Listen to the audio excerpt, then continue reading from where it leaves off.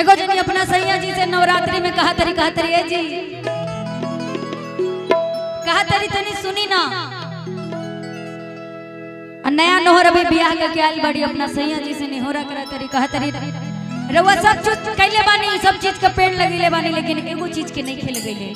बड़ा सुंदर भाव से अपना सैया जी से कहा तरी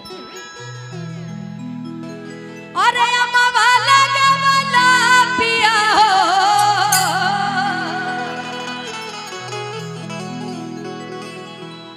कि अमवाला गवाला पिया हो अरे महुआ रे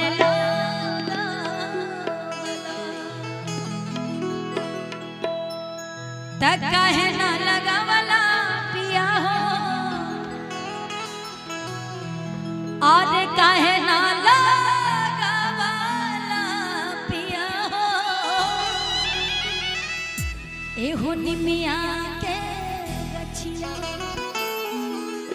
अच्छा ये गाना तो जितना लोग हमार दादी चाची की उम्र के बड़ी लोग, लेकिन अब यही जे लड़का लोग बा, जे हमार युवा भाई लोग बा, उ लोग का सोचेला अरे बुलेट पे जाओ।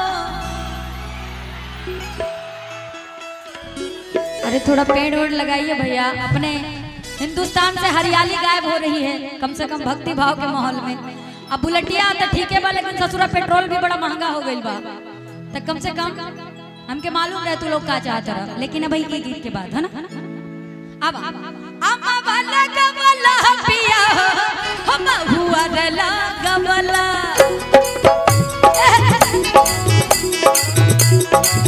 अमवाला गवाला पिया हम हुआ रला गवाला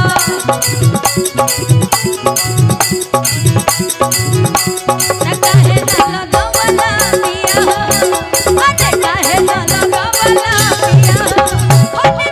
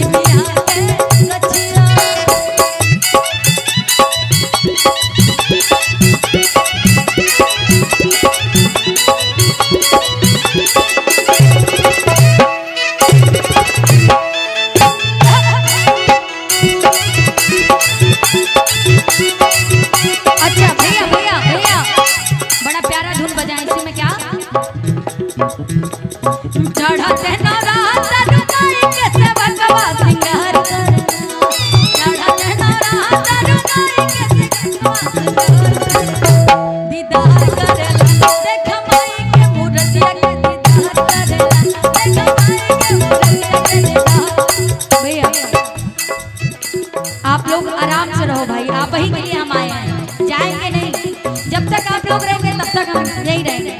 हमारे माई बहन लोग बड़ी तनी पूरा पूरा हाथ उठा ली, हाथ उठा के ताली बजा के। अच्छा लाइट जला भैया, जला दीजिए धड़कन लाइट।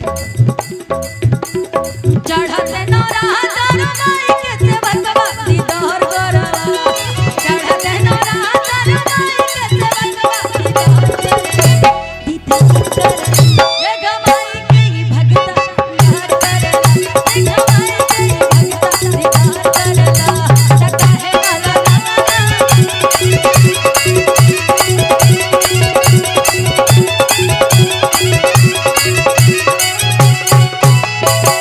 और कहा तारी ए जी निमिये हो आसन माई के निमिये परवासन, निमिये तरवा बाटे माई के सिंहासन।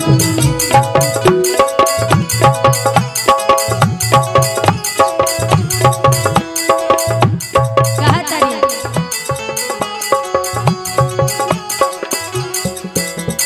निमिये हो आसन माई के निमिये परवासन, निमिये तरवा बाटे माई के सिंहासन। अलख जगमला दिया हो माई के बोलवला,